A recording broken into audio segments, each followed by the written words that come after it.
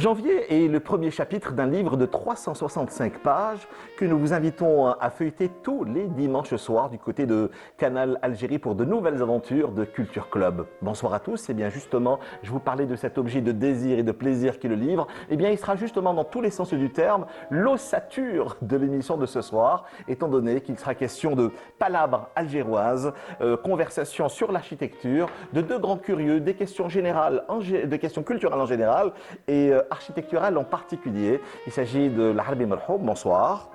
Merci d'accepter notre invitation. Vous êtes considéré comme un des plus brillants architectes de votre génération, lauréat de plusieurs prix. On va en citer quelques-uns. Prix d'architecture nationale en 99, en 2004, mais également en 2012. Aujourd'hui, Palabres algéroises, vous nous avez caché votre don d'écriture et votre psychanalyse qui a été justement, parce que c'est une véritable psychanalyse de groupe que nous allons provoquer ce soir, mais le psychanalyste n'a été autre que votre acolyte, qui n'est autre que, Habib Benkoula, bonsoir. Bonsoir. Merci d'accepter notre invitation. Vous êtes architecte, enseignant en histoire et en théorie de l'architecture au département d'architecture d'Oran. Comment est-ce que vous avez pu, pendant des mois, faire parler ce trublion de l'architecture qui est l'Arbi Merhoum? Comment est-ce que vous l'avez situé? Parce qu'il y a eu, j'en parlais en début d'émission d'une véritable psychanalyse architecturale. Et bien justement, vous avez joué ce rôle pour pouvoir le faire parler, le faire réagir sur son rapport à la vie, sur son rapport à la ville, sur sa vision de l'architecture, comme le disait si bien le regretté cet urbaniste urbain qui nous a quittés il y a quelque temps à la Chite Zibou Médienne, qui me disait en ces termes-là, à travers un très bel ouvrage, Bidonville contre Bétonville. Où on en est où aujourd'hui? Eh bien justement, nous en parlerons. Vous allez essayer de répondre à cette question et bien d'autres aujourd'hui. Certainement pas pour psychanalyser l'animateur.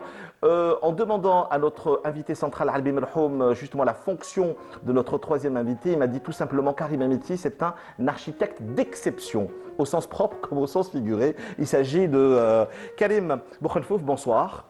Merci d'accepter notre invitation. Vous êtes cet architecte d'exception, comme le disait Samir Arbi Merhoum. Vous avez travaillé sur la réhabilitation des immeubles d'Alger depuis 2017. Qu'est-ce que ça a changé? Y a-t-il une forme de changement ou de stagnation en matière d'architecture en général et de la réflexion et de la réhabilitation de notre immeuble, de nos immeubles du moins, et d'Alger en particulier? Votre rapport à Alger est assez...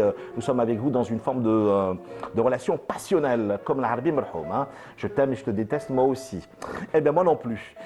Quatrième et dernier invité pour l'aventure de ce soir, c'est Akli Amrouche, bonsoir. Bonsoir. Et voilà qu'on se retrouve. Vous êtes architecte urbaniste, directeur de la maison d'édition Alternative Urbaine, qui est une maison d'édition qui est entièrement consacrée aux architectures. Et pas que, vous êtes également le directeur de Vie de Ville, ce magazine qui a complètement disparu malheureusement des kiosques parce qu'il est passé en version digitale. Avec vous, nous parlerons bien sûr de la Charrette d'Or qui récompense les meilleurs projets d'architecture. On en est où de tous ces projets qui ont été récompensés ces dernières années? Et avec vous, nous ferons également le point sur Builders Confluence, qui réunit d'une certaine façon toute la grande famille de l'architecture, que ce soit physiquement, mais également virtuellement. Merci d'être avec nous, Akli Amrouche. Et merci de votre fidélité également à Culture Club. Je vous le disais au sommaire de l'émission, Palabres algéroises, conversation sur l'architecture qui a réuni Habib Benkoula et l'Arbi Merhoum. C'est paru aux éditions Barzakh. Rebonsoir l'Arbi Merhoum. Si nous revenions dès le départ sur la genèse de ce projet, donc justement d'écriture, de conversation sur les architectures palabres algéroises, j'ai l'impression, parce que je l'ai répété deux fois, une forme de psychanalyse entre un architecte et un autre, deux grands passionnés d'architecture. Une discussion accidentelle, peut-être pas, qui aura duré d'abord de longues heures et surtout de longues semaines avant de décider de venir à l'architecture et de vous laisser aller en fin de compte. Oui, effectivement, c'est une histoire assez particulière. C'est-à-dire que c'est effectivement une discussion qui a duré pas mal de temps, souvent sous forme de textos. Et en fait, ça a démarré avec une question, alors que je travaillais sur un concours d'architecture, une question que m'a posée mon ami Habib, qui vit à Oran et travaille à Oran. Et à la réponse assez élaborée que je lui ai faite, il s'en est suivi une deuxième question. Et puis, au bout de la deuxième question, il y en a eu une troisième. Après, il y a eu comme ça des cycles de questions et réponses qui s'est installé sur les questions liées à l'architecture, puis un peu plus que l'architecture, l'urbanisme, puis un peu plus l'urbanisme, la société, et puis un certain nombre d'enjeux sociétaux, économiques qui touchent la ville.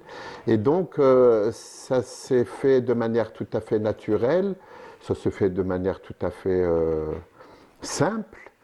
Et au bout d'un certain temps, on avait quand même échangé pendant quelques mois. Il avait, lui, avec son talent d'organisateur, comme il est enseignant, et donc il a cette capacité-là de synthétiser, de mettre les choses dans l'ordre. Il m'a dit, écoute, j'ai organisé, j'ai mis des petits titres, des chapitres, et ça a l'air de tenir comme un ouvrage, pas un ouvrage de référence, mais comme un ouvrage qui témoigne d'une période de ce métier-là en Algérie.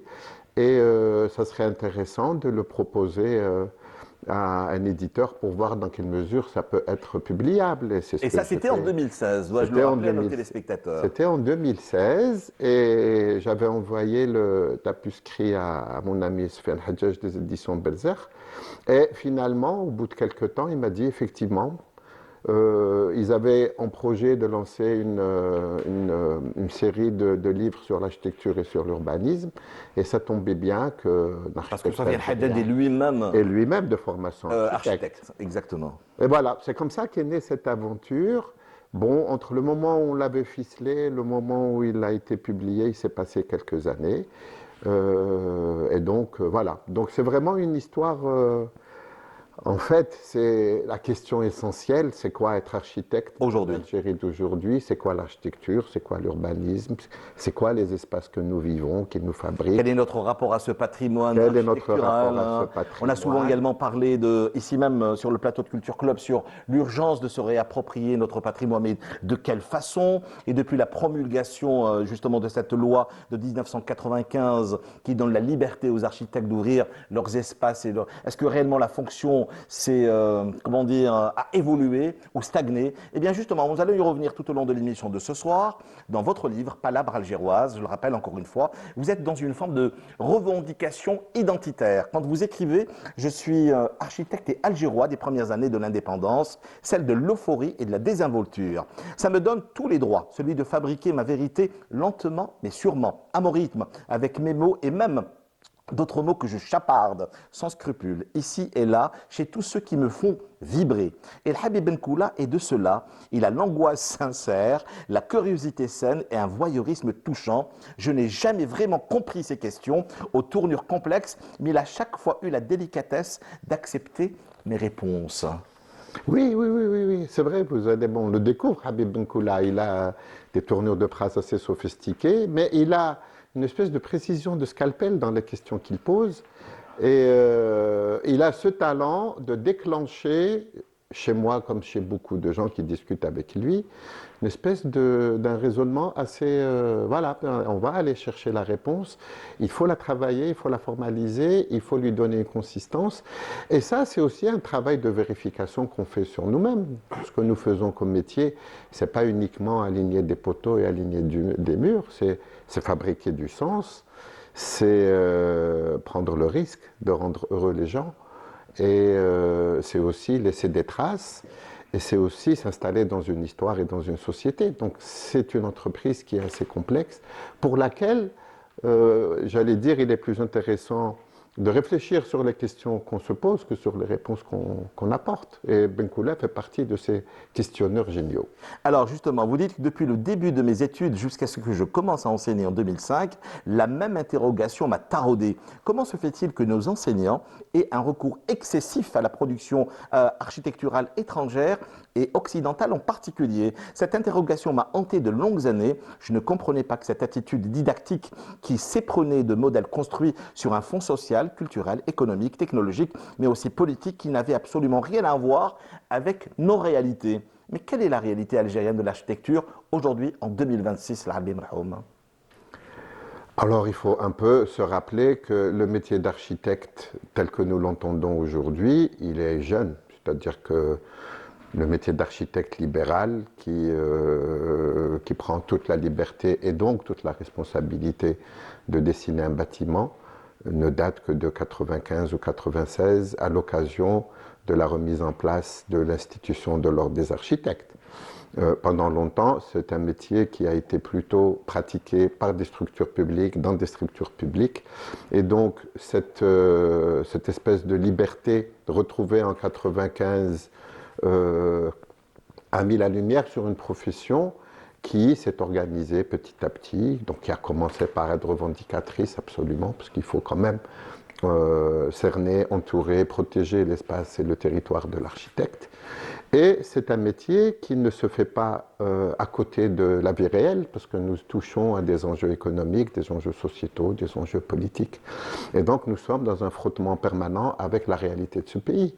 Après, la question qui se pose pour nous, et c'est pour ça que ce bouquin a cet intérêt au moins, c'est de témoigner sur une vie d'architecte libéral, parce que effectivement, il n'y a pas beaucoup d'espace.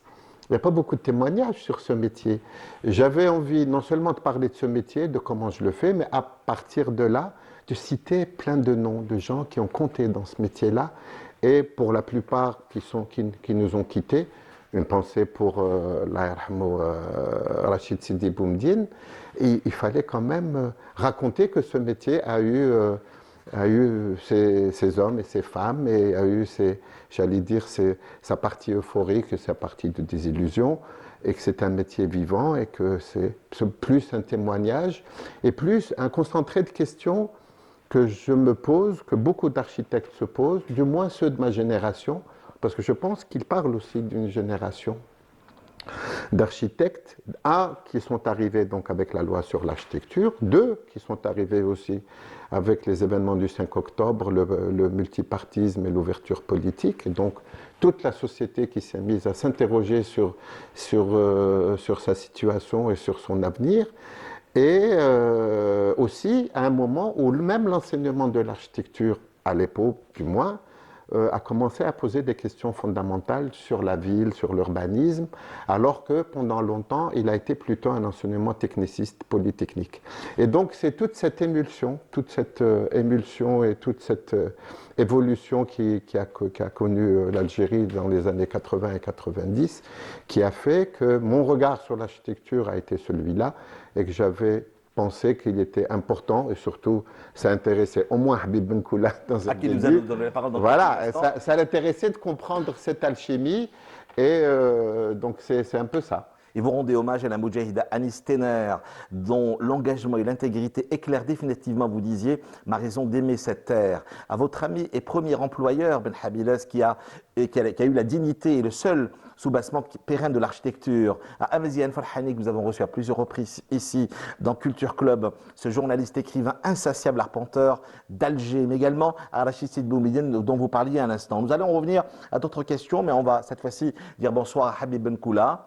Merci d'accepter notre invitation. Monsieur le psychanalyste, parce que cet ouvrage est une longue psychanalyse, de la première à la dernière page. Moi, je pense qu'à travers la lecture de cet ouvrage, on est dans une double question, cette question philosophique et surtout stratégique qui dévoile la mémoire de la pierre.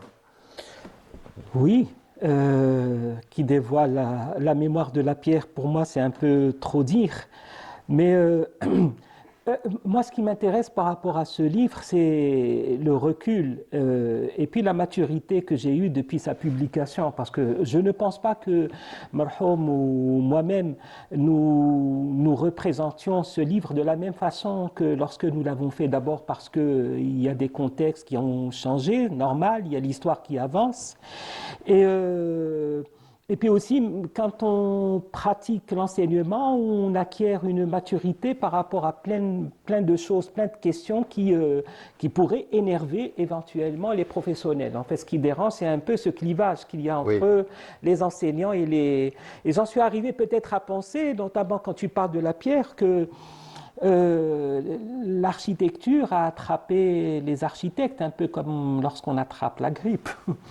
Et les architectes sont les grands pourfendeurs de l'esprit de l'architecture, pour le dire un peu comme ça, à la façon de Louis Kahn. C'est-à-dire que y a beaucoup de confusion. Ce livre-là m'a permis de réfléchir sur énormément de choses. En réalité, j'ai fait ma psychanalyse à travers l'Arabi Marhoum. Et ça, c'est fondamental pour moi de le dire.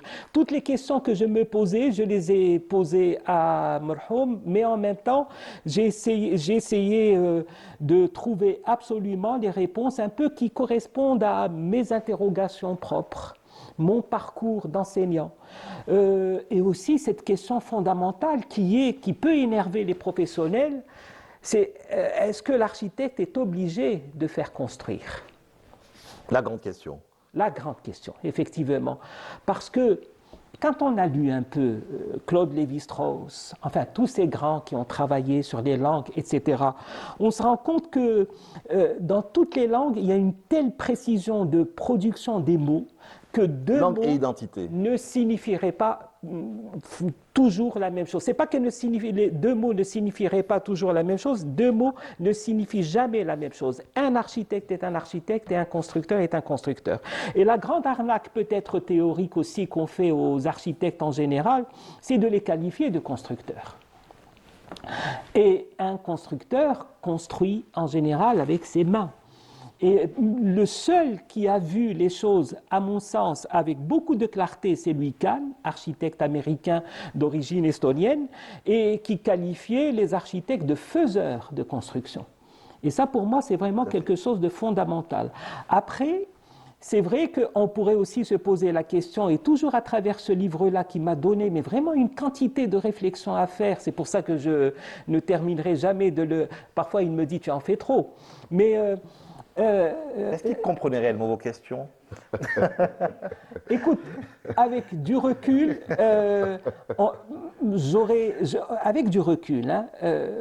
j'aurais vu mes propres questions, moi-même je ne les aurais pas comprises. C'est vrai que... Pendant des heures sur Viber. Oui.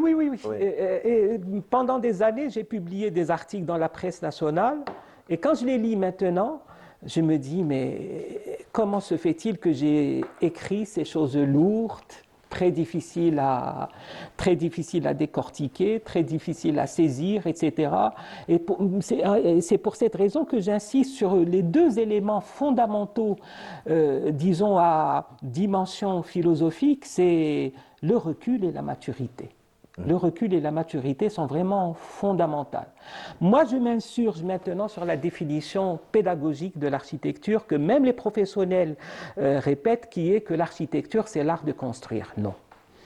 Cette définition, pour moi, convient parfaitement à la période de la Renaissance. Et paraît-il, Alberti est à l'origine de cette définition, mais on n'a jamais trouvé qui a lancé très exactement. Mais au jour d'aujourd'hui, on se rend compte très très bien que l'architecture est loin d'être un art. Et d'ailleurs, ceux qui en ont pris conscience qualifient l'architecture de quelque chose qui relèverait des utilités de l'espace habité. D'ailleurs, maintenant, quand on me pose la question sur l'architecture, comment tu la définirais, je dis que l'architecture est une idée générale et complexe de l'idéalité de l'espace habité. Alors justement, voilà un ouvrage qui ne s'adresse pas seulement aux architectes, mais également aux profanes que nous sommes et que vous êtes également à travers cet ouvrage Palabre algéroise. Bonsoir Kalim Bouchenfouf. En Algérie, depuis quelques années, je ne sais pas si vous seriez d'accord avec moi, mais on parle beaucoup plus d'architecture, donc de construire, et rarement d'urbanisme ou de qualité. D'abord en Algérie, on mélange systématiquement les deux. Architecture et urbanisme, la frontière entre les deux est très floue, très peu de gens font la différence. La raison majeure est même que lorsque les équipes d'urbanistes sont constituées et qu'on y met à l'intérieur des sociologues ou des économistes ou des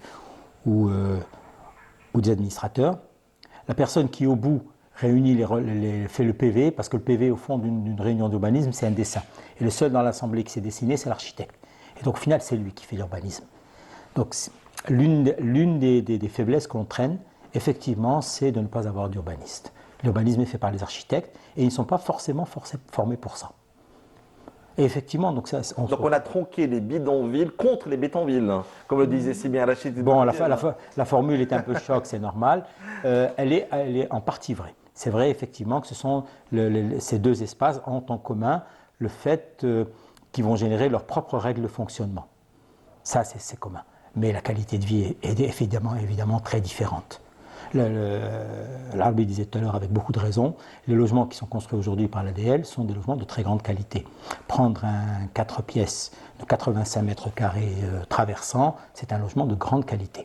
D'ailleurs, la meilleure preuve que c'est des logements de qualité, c'est que souvent les gens réinvestissent des sommes qui ne sont pas considérables et en font de très très beaux logements. Donc c'est des petits problèmes de finition. Les petits problèmes de finition ne doivent pas occulter la qualité globale du logement et la quantité globale de logement qui a été livré. Donc sur le plan de l'architecture, ça marche très bien.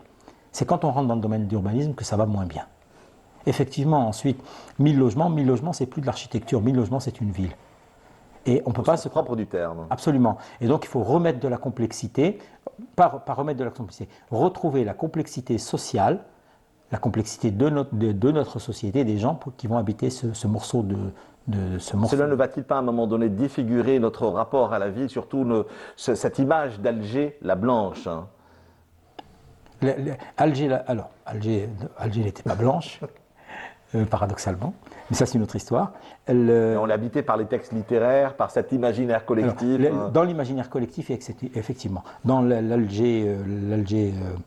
l'ancien Alger, il y avait une grande mixité sociale, et non seulement, et cette mixité sociale était organisée. Et donc chacun s'y retrouvait, aussi bien en termes de... La mixité sociale, il en est également question dans cet ouvrage. Hein. C'était l'une des premières questions posées par Habib Benkoula à l'Arbi Marhoum. Hein. Voilà. Alors, et la mixité sociale, elle ne se retranscrit pas dans les nouveaux programmes de logement. Par définition, parce qu'ils sont égalitaires. Et donc cette mixité sociale, parce qu'elle ne se retranscrit pas, on va perdre nos repères de lecture. On va perdre en lisibilité. À un moment donné, on a souvent provoqué des débats autour, je le disais au sommaire de l'émission, de l'urgence de se réapproprier son patrimoine. Quel est réellement aujourd'hui notre rapport à ce bon vieux bâti qu'est les Moukhenfof, hein? Alors, il est double. D'abord, il est mythique. Il est mythique. Tout le monde parle des centres-villes de manière générale avec beaucoup de nostalgie. Il est mythique parce que, en tout cas, notre génération, qui est la génération qui l'a bien connu, la dernière probablement, donc au mythe se rajoute la nostalgie, ça c'est indéniable, et se rajoute aussi la difficulté que les gens ont à retrouver des qualités d'habiter et des qualités de coexistence dans les nouveaux ensembles. Le rapport est double. Si on avait réussi à recréer, de redonner du souffle, de la vie à ces nouvelles réalisations, il est certain que les centres-villes l'auraient... Et notre rapport justement avec cet héritage dit colonial, on en est où en 2026, hein? Alors colonial en partie. D'abord, ils l'ont construit, on l'a repris, il est à nous, le problème ne se pose pas. Je crois que c'est comme... Voilà, ça, il n'y a pas de... ce qui est plus important, c'est que c'est issu... Vous savez pourquoi je vous pose cette question? Parce qu'aujourd'hui, on se pose réellement, à la lecture de cet ouvrage Palabra algéroise, existe-t-il aujourd'hui, depuis les années 60, une architecture algérienne? Oui. Oui, parce qu'en fait, si je vais à côté, en Tunisie, dès que j'ai passé la frontière, je sens que je ne suis plus chez moi. C'est plus la même chose. Les rues, les bâtiments sont différents. Même si j'enlève... allez, il n'y a pas de Makash Soukan. Je marche et je vois, ce n'est pas la même chose. Donc c'est bien la preuve, si besoin en était. Si je vais en Égypte, c'est encore plus fort, etc. etc. Je ne parle même pas des pays européens. Donc c'est évident qu'on a une identité. Cette identité... Comment vous la définiriez, cette identité architecturale algérienne? Elle n'est pas définie. Elle n'est pas définie parce que ce n'est pas moi qui la définis. Cette identité résulte de l'acceptation des gens qui y vivent. Et cette acceptation n'est pas encore complète. Ce n'est pas fini. C'est un peu comme dans la maison, le peintre n'est pas encore tout à fait passé, le cuisinier n'a pas encore passé le poignet, et donc madame n'est pas tout à fait satisfaite. J'ai comme l'impression que cela dérange Akli Amrouche. Bonsoir. Bonsoir. Justement, identité algérienne existe-t-elle aujourd'hui depuis l'indépendance? Comment vous la définiriez? Comment est-ce que vous l'approcheriez? Moi, je l'approcherais plus du point de vue sociologique. On en parlait tout à l'heure. Parce que tous ces espaces qu'on est en train de produire, je ne parle pas des centres-villes, mais toutes les extensions qu'on trouve un peu dans toutes les villes d'Algérie, ils ont une âme quand même. Tout à fait. Peut-être leur identité est floue, parce que souvent, on a souvent affaire à des quartiers inachevés, en mutation. Voilà, ça fait quand même quelques dizaines d'années, enfin au moins 2 décennies, ou 3 décennies où des quartiers sont toujours en mutation. C'est-à-dire que c'est des choses qui se transforment de façon très lente. Mais je pense que la substance, elle y est. Et les gens arrivent, ils arrivent quand même à se faire des habitudes, à se faire des petites traditions comme ça dans ce genre de quartier. Les gens doivent s'organiser. Et je pense que c'est possible. On a fait quelques expérimentations, que ce soit sur... Vous aviez entre autres parlé pendant ces dernières années de cet autre Alger à travers ce long projet qui allait complètement chambouler notre paysage et notre paysage architectural et urbaniste. C'est Alger Horizon 2035. Et puis après, on avait parlé d'Alger Horizon 2045. Que dis-je, Akli Amrouche. C'est le projet stratégique d'Alger, c'est vrai qu'il a quand même opéré une certaine rupture avec ce qui se faisait avant. Mais le problème, c'est qu'il n'y a pas qu'Alger. C'est quoi cette rupture? Parlez-moi de cette rupture. Justement, qu'est-ce qui a fait qu'il y ait cette rupture? Le projet sur Alger, c'est pour ça qu'il persiste et il se poursuit aujourd'hui. C'est qu'on a pu poser une vision plus ou moins partagée par tout le monde. C'est-à-dire qu'on veut arriver à telle étape du développement de la ville. Et donc, ça a fait adhérer quand même les autorités déjà, qui continuent à appliquer ce plan. Il y a beaucoup de choses qui se sont faites, qui se sont réalisées. Tous les espaces publics qu'on voit aujourd'hui, quand même, c'est des apports non négligeables en matière d'espace public. On a repris langue avec la mer. Il y a des projets aujourd'hui assez structurants qui commencent Alors qu'on s'est souvent posé la question sur est-ce que l'Algérois tourne le dos à la mer? Quel est son rapport à la mer? Maintenant, enfin, de plus en plus, on retrouve la Méditerranée. En dialogue avec la mer aujourd'hui, avec les éléments? Ça reprend, ça va prendre du temps. Il y a peut-être des maladresses à gauche, à droite, mais disons que le potentiel est là, il est toujours intact. On n'a pas encore saccagé ce qu'il y a. Et avec le temps, va tout s'en va, mon cher ami. Comment? Avec le temps, va tout s'en va. Surtout qu'aujourd'hui, faut-il également préciser que nous évoluons sur un espace sismique très important aujourd'hui. Ouais. Qu'en est-il de la valorisation et de la protection de notre bon vieux bâti, alors que Alger, aujourd'hui, pourrait, d'après Haroun Tazieff, disparaître dans moins de 100 ans? Aujourd'hui, les normes de construction sont de plus en plus sévères. Donc, il y a déjà récemment, il y a un règlement parasismique qui a été revu, qui a été durci, en tout cas en termes de nouvelles réalisations.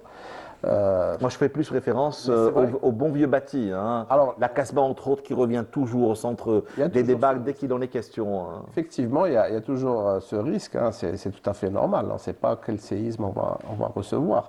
Mais voilà, donc il faut faire avec. Les anciennes structures sont toujours debout. Je veux dire, c'est bien sûr le travail d'entretien qui est en train de se faire au centre-ville est salutaire. Il y avait Moukhan Fouf qui a travaillé justement sur la réhabilitation de beaucoup d'immeubles d'Alger depuis 2017. Allez, un bilan s'impose, monsieur l'architecte. D'exception, disait l'Arabie Marhoum. C'est gentil. L'opération marche assez bien. Elle a permis déjà de révéler que l'état du bâti est plus alarmant que ce qu'on pensait. Les premières opérations consistaient à reprendre des parties communes. Actuellement, un grand nombre d'opérations reprennent des planchers complets sur des immeubles y compris de grands boulevards. Les planchers complets sont démontés et refaits, donc ça prouve bien Mais Alger, ça n'est pas seulement les grands boulevards, c'est des rues, c'est des ruelles, c'est des... Exact. Donc il y a une première partie qui est faite. Et quand je parle d'Alger, je pourrais également parler d'Oran, de Constantine, de Annaba. Et vous savez, le patrimoine des régions du Grand Sud, c'est un débat sur lequel nous reviendrons certainement. On en est où aujourd'hui en 2026? Il faudra un jour passer de l'étape de la rénovation des bâtiments, qui est absolument indispensable. C'est vraiment le b.a.-ba, sans quoi rien ne pourrait se faire, à la réhabilitation du tissu. Parce que ce qui est important dans ces bâtiments, ce n'est pas les logements eux-mêmes, qui ont souvent un intérêt presque anecdotique. Ce qui est important, c'est la qualité du tissu. C'est cette qualité de tissu qu'il va falloir revivifier.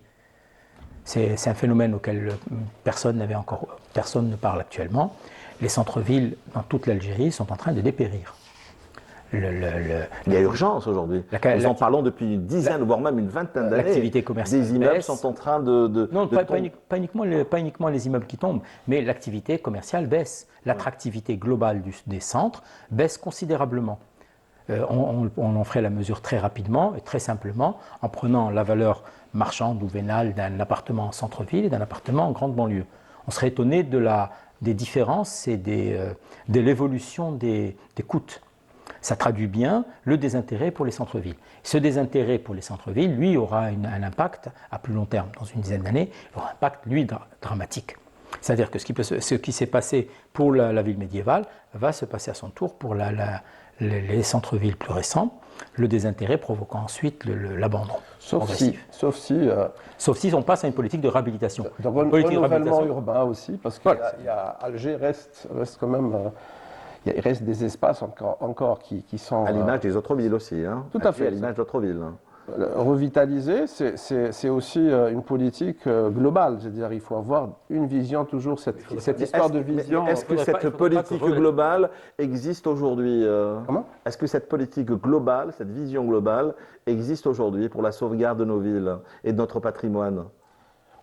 Moi, ce que je constate, c'est que sur Alger, il y a le plan qui continue, donc le plan qui a été fait à l'époque de Haddo, le wali, qui est passé sur Alger, qui a été approuvé en 2016, et il continue à exister. Il y a eu une petite période de flottement pendant le Covid, mais là, on est en train de reprendre. Moi, ce qui m'inquiète, c'est les autres villes, les autres grandes villes, où jusqu'à aujourd'hui, peut-être Oran, on a vu quelques projets comme ça, on ne sait même pas d'où ce qui sont venus, peut-être des investisseurs privés, je ne sais pas. Mais sur les autres villes, c'est ça qui m'inquiète, c'est qu'on n'a pas pris la leçon d'Alger, alors qu'elle est intéressante. Je veux dire, on pourra la dupliquer sur d'autres villes et lancer, pourquoi pas, des réflexions, peut-être aussi des concours d'idées, ou qu'est-ce qu'on veut de ces grandes villes, qu'est-ce qu'ils doivent devenir. Donc, à Naba, par exemple, il y a eu récemment Wali, qui est aujourd'hui ministre des Travaux publics, qu'on salue, qui a demandé qu'une démarche se fasse. Une véritable vision, un véritable projet concernant les villes. Tout à fait. Bon, on a essayé de l'accompagner, un peu l'aider aussi à réfléchir sur qu'est-ce que peut devenir, par exemple, le centre, où il y a beaucoup de problèmes. Hein, au centre une très belle ville, c'est rare, une ville rare où on a l'accès à la mer direct sur une partie de la ville et sur une autre partie plus industrielle qui est en mutation et dans laquelle on se demande quoi faire.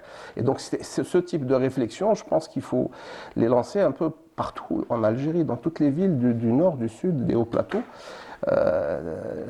Il y a même la géopolitique qui rentre en jeu aussi. On reparle aussi des villes, de la ville nouvelle de Bourzoul. On parle moins de la ville de Hassim Saoud, par exemple. Je veux dire, ces sujets-là méritent des réflexions assez poussées, parce qu'il y a moyen de se lancer vraiment de plein pied, mais de façon très engagée sur le chemin du développement. Moi, je tiens à rassurer nos téléspectateurs, il n'est pas question de tremblement de terre, mais tremblement de cœur. Et ce cœur, justement, nous avons eu un coup de cœur pour l'ouvrage Palabra algéroise de Habib Ben Koula El Arbi, Conversation sur l'architecture, qui a conditionné, vous avez certainement compris quand je vous parlais d'ossature d'émission, qu'il était question d'architecture aujourd'hui. Cet ouvrage, en vente libre chez les bons libraires, c'est paru aux éditions Barzakh. Habib Ben Koula, je reviens à vous. Parlez-moi justement de ce rapport qu'entretient l'Arbi Merhoum avec Alger. Ça, c'est ma première question. Puis la seconde, avant que je m'oublie, surtout son rapport et son amour sans fond pour Pouillon, Le Corbusier et Jean-Jacques Deleuze. L'Arbi. Bon courage. Oui.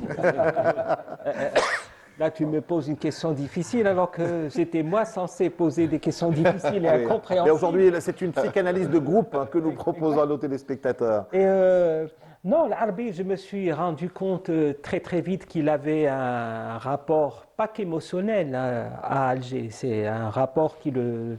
Mais c'est viscéral en lui. C'est viscéral quasiment. Ouais. Et je me suis rendu compte très très très vite que c'est plus facile de le faire parler sur Alger que de le faire parler d'Alger que d'une autre ville, et parce que c'est une ville qu'il habite quasiment. Il est habité par Alger, il est hanté par Alger. Et par contre, peut-être là où j'ai été personnellement, les petits écarts que j'avais par rapport à toi, Al-Arbi, c'est que moi, je ne me suis jamais installé dans le mythe d'une ville, en quelque sorte. C'est-à-dire que j'habiterai Alger comme j'habiterai Tlemcen, comme j'habiterai Oran, et par contre, je suis toujours dans un rapport de négociation avec la ville. Voilà, qu'est-ce que je peux apporter à la ville et en contrepartie, qu'est-ce qu'elle peut me donner. Et c'est vrai que, et c'est pour cette raison que j'ai été très attentif aux propos de mes amis.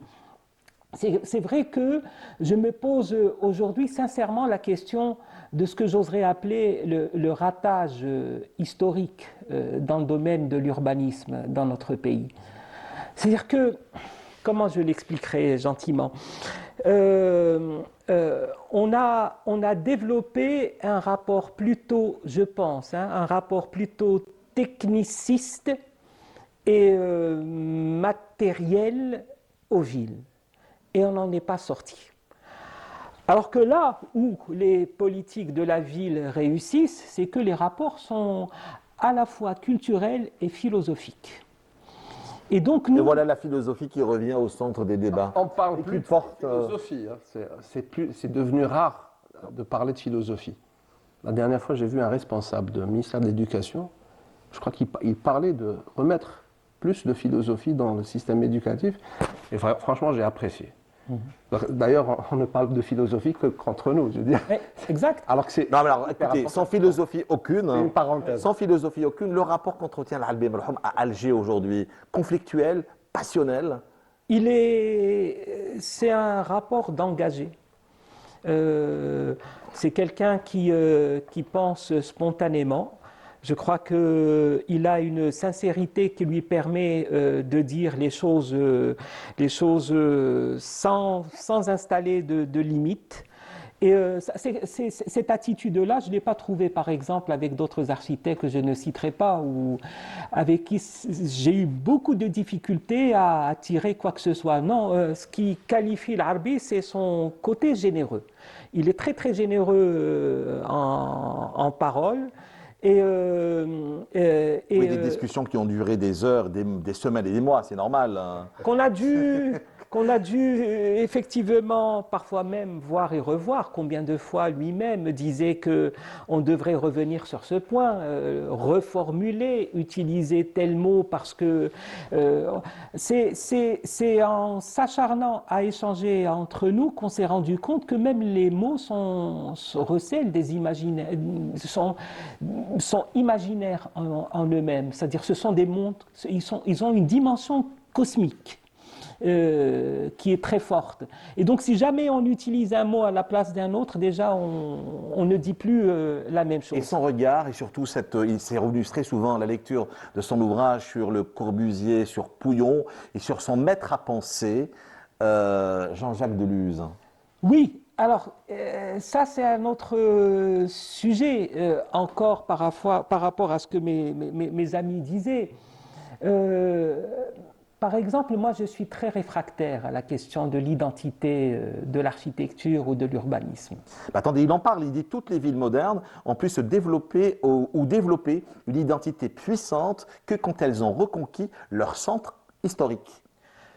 Oui. Après, il faut se rendre compte qu'il y a un discours dominant qui emballe tout le monde et qui finit par panurger tout le monde.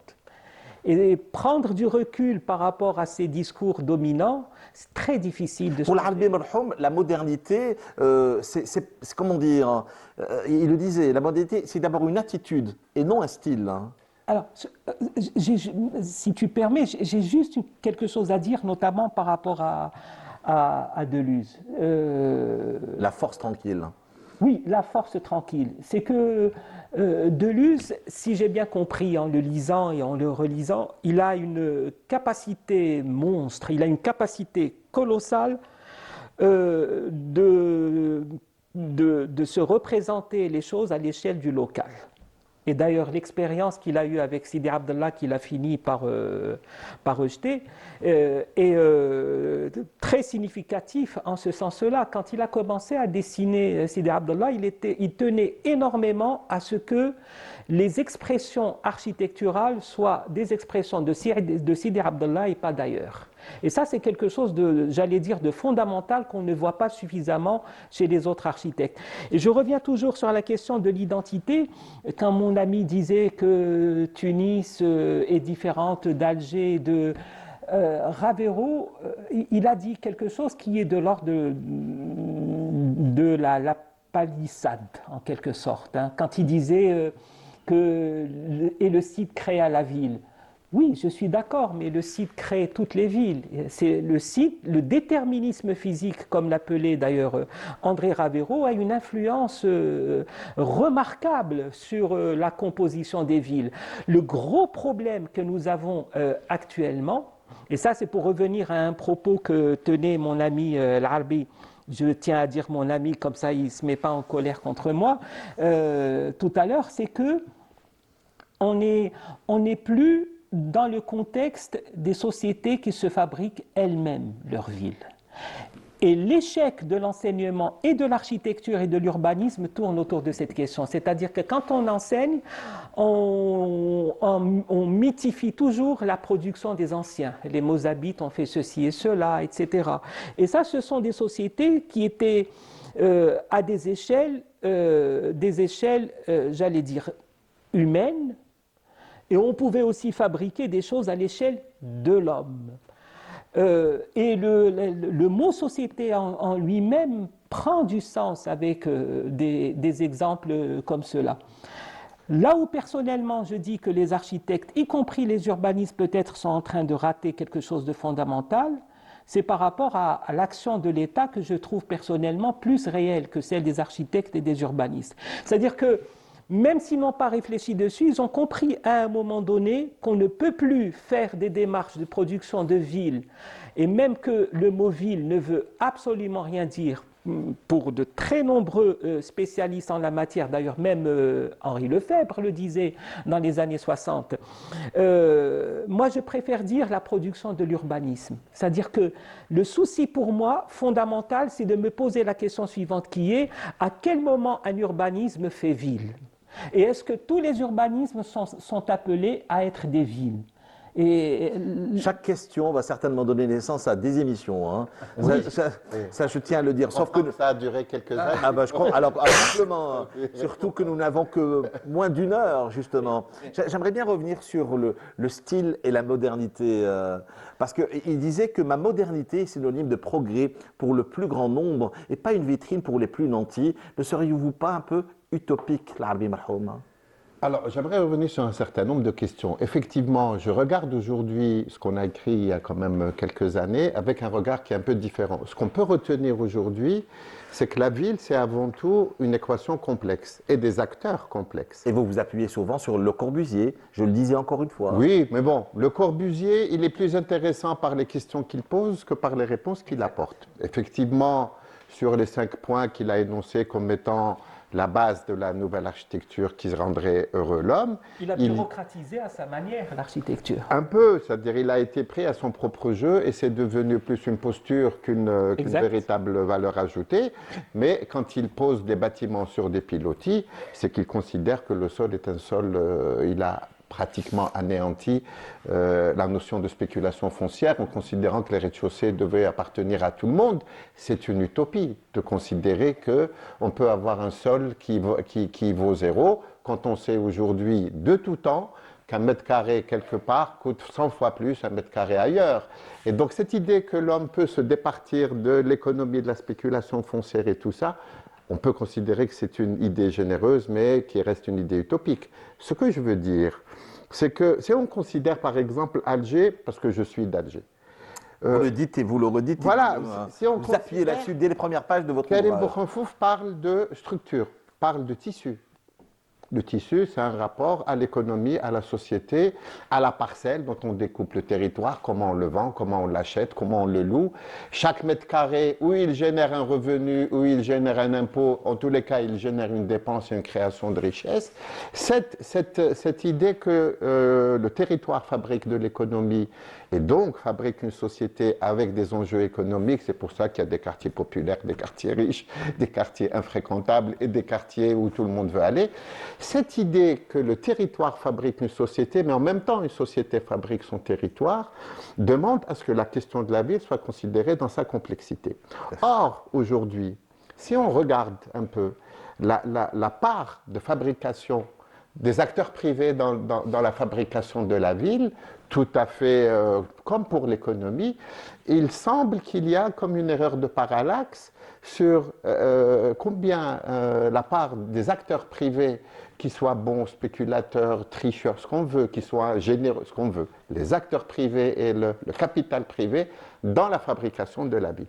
Et je pense que ce qui nous manque aujourd'hui, ce qui nous manque et ce qui n'a toujours manqué, c'est de considérer que l'équation économique complexe de l'Algérie, y compris dans son informalité en partie, la question de l'économie formelle et de l'économie informelle, elle rejoint la question aussi de l'urbanisme formel et de l'urbanisme informel. Je veux dire, les grands enjeux de l'Algérie d'aujourd'hui sont des enjeux réels. Effectivement, ça ne peut pas se régler dans un laps de temps. Mais on est sur la question réelle de quels sont les acteurs qui fabriquent la ville, comment est-ce qu'ils peuvent ensemble fabriquer de la ville. Or, aujourd'hui, et depuis longtemps, depuis très longtemps, on a tout le temps considéré il y a l'action publique pour le logement social, le logement public, et c'est que la responsabilité de l'État, et il y a l'action du privé qui, elle, est considérée avec un regard un peu d'affairistes, ou alors ils ne sont pas considérés comme étant des acteurs aussi importants et aussi indispensables à la ville. Tant et si bien que nous avons des actions sur le territoire qui fabriquent des tissus différents. Vous allez à Al-Hamiz, par exemple, c'est devenu un vrai centre urbain économique. Quand on voit comment est-ce qu'il s'est fabriqué, quelles sont les populations, les enjeux économiques qu'il a réglés, on va à Mdina Jdida, on va à la ville nouvelle de Ali Menjli, et c'est ce regard-là qu'il faut porter, c'est-à-dire nous faisons tous de la ville. Par contre, quels sont les buts avoués ou inavoués que le pouvoir, les pouvoirs publics doivent, qu'est-ce qu'ils veulent, c'est-à-dire ce pourquoi on fait la ville, ça ce sont de vraies questions que les architectes et les urbanistes doivent se poser. Donc, regardez d'une manière tout à fait critique ce qui se passe, et ça. Mais il faut creuser, regarder quels sont les enjeux, quels sont les acteurs et comment est-ce qu'on peut. Le plan stratégique, dans ce sens-là, il a essayé d'en faire une question un peu plus complexe que ce qu'on a fait jusqu'à maintenant. On dit souvent que le diable se cache dans le détail, Habib Benkoula, où se cache l'ego de l'Arbi Marhoum dans l'acte de penser et de dessiner et de réaliser. Parce qu'il disait, les architectes sans égaux, comme Ravero, n'ont pas d'ego. Il a fait de l'architecture au service de l'homme, un sacerdoce. Ce n'est pas un truc de com pour lui.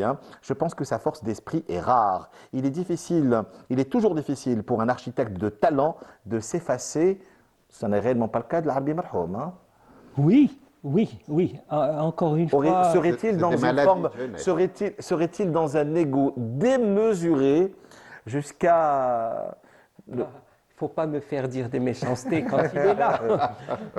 Mais tout est dit dans l'ouvrage. Oui. L'ego, on ne peut pas s'en débarrasser. De toute façon, une personne lambda n'est pas normale si elle n'a pas un minimum d'ego. Le gros problème, c'est quand cet ego, on ne sait pas le contrôler et qui prend une ampleur démesurée. Il y a des architectes qui ont des égos très forts et ça devient même le motif principal de leur échec dans leur vie d'architecte. Non,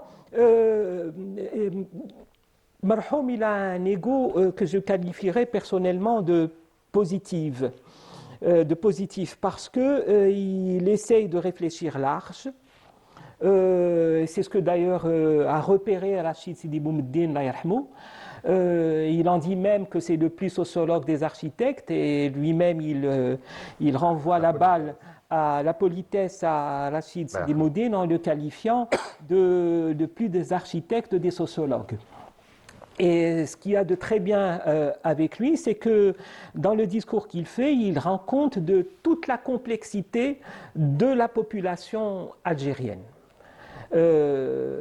Et je préfère dire population parce que on ne se rend pas compte que ce mot société, il a un côté pervers, théorique très pervers. Comme si on voulait absolument caser une population dans une somme de valeurs qui fait justement l'identité idéologique que les uns et les autres revendiquent. Moi, le mot identité me fait très très peur parce qu'il renvoie en général à des Serions-nous dans les enfermements. identités meurtrières comme Tout à fait. Tout à fait. Le mot identité, pour moi, je le renvoie plutôt à une dimension philosophique dans le sens où il signifie égalité. Là, ça m'intéresse. C'est-à-dire à quel moment une population est égale aux produits qu'elle fait. Là, ça m'intéresse. À un moment donné, vous avez posé la question, donc justement, à l'Arbi Marhoum, vous avez psychanalysé d'une façon pas seulement architecturale, ça je tiens à le dire, mais bon, ça ne sortira pas d'Algérie. Vous avez parlé d'Alger, de son plan stratégique, et vous lui dites, tu aimes Alger sans aucun doute, je l'ai senti dans ta manière d'en parler, avec beaucoup de passion. D'ailleurs, tu te définis comme architecte algérois. Alors justement, aujourd'hui, on se pose la question, quelle est la différence, selon vous, avec les architectes algériens? Le fait de s'identifier à tout ce qu'on disait tout à l'heure, au caractère physique de la ville. Oui. Je vais corriger, au caractère physique de l'urbanisme. Je m'explique ouvertement, c'est-à-dire que cet urbanisme que nous avons hérité, reçu de la période de la colonisation, a cessé d'être ville et est devenu pour nous un urbanisme, tout court. Maintenant, la grande question, c'est-à-dire sur laquelle la plupart, me semble-t-il, n'ont pas travaillé, et j'ai eu une petite discussion autour de ça avec Rachid Sidi Moumedine, et il a dit oui, ça c'est une grande question qu'on n'a pas suffisamment creusée, qui est qu'est-ce qu'on a fait de si particulier justement pour que cet urbanisme devienne une ville pour nous. Moi, j'ai comme l'impression qu'on n'a pas fait grand-chose. C'est-à-dire qu'on a habité les urbanismes européens datant de la période de la colonisation tout simplement par intérêt pratique. Là où je disais que nous sommes dans un ratage historique, c'est par rapport à la culture de la ville. Et si ces centres-villes tant vantés par les uns et les autres, qui me semblent pas très nombreux dans la population nationale algérienne ne sont pas nombreux, sont désertés, c'est parce que, et ça les anthropologues l'ont vu, à la différence des architectes, c'est que les Algériens s'identifient à ce qui est nouveau.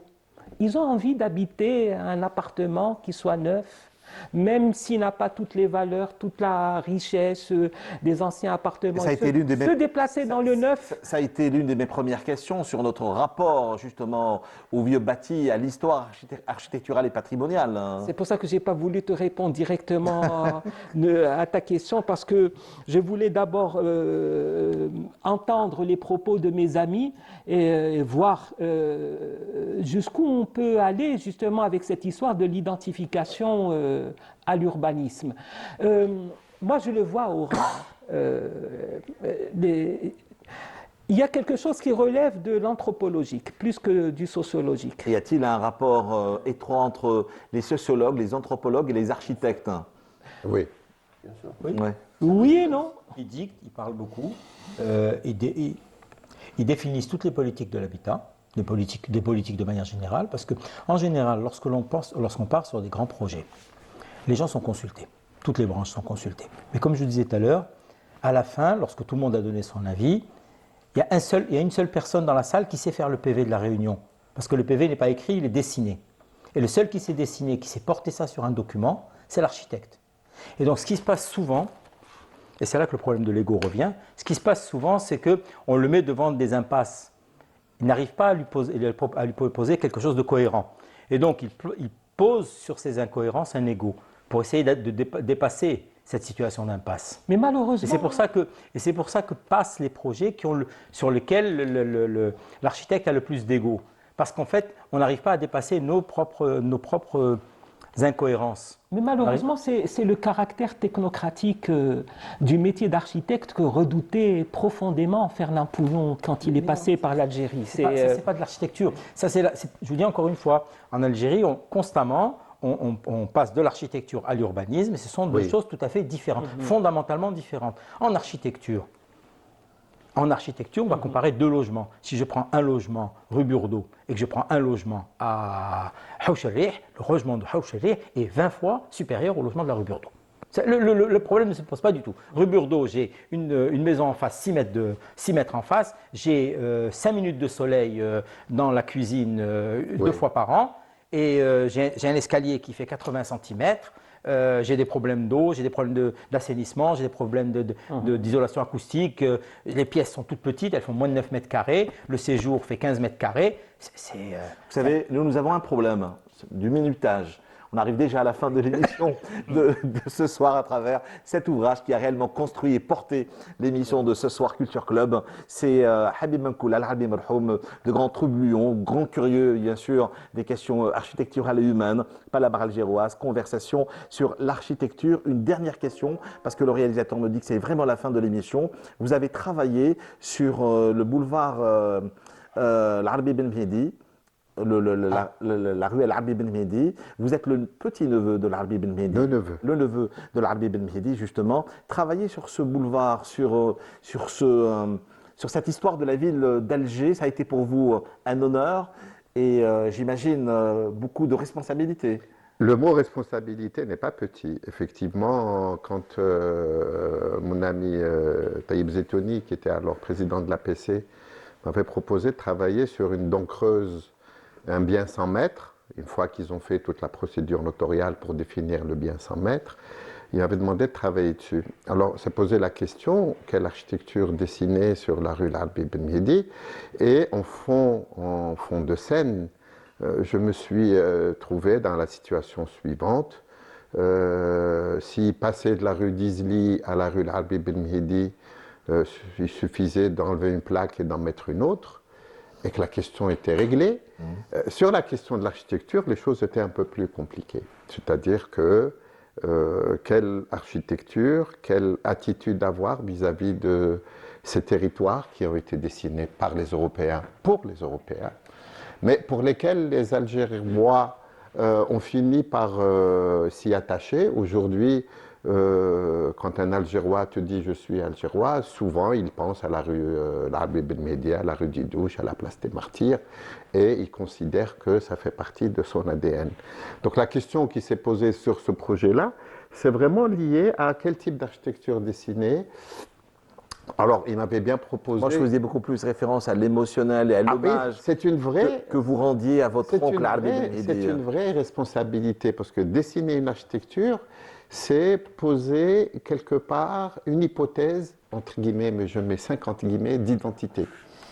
Et il m'a bien proposé d'aller chercher du côté de l'architecture de la Grande Poste ou des galeries algériennes devenues le MAMA, considérant que c'était l'écriture architecturale la plus algérienne par rapport à ce qu'il pensait.